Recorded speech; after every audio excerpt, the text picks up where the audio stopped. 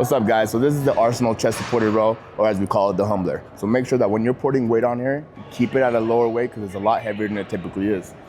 So we do have a swivel on the handle, as well as adjustments on how wide you want your grip. I'll keep it here. Now, on the back end, if you're tall or short, you can adjust your footing and then adjust it to your height, okay?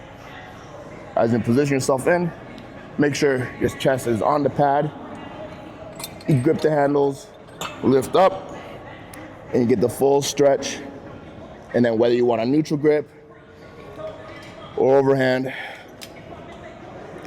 you're pulling towards your back and you're getting that lower lat, mid-back squeeze. So full stretch and a squeeze at the top. Now this is the Arsenal chest supported row.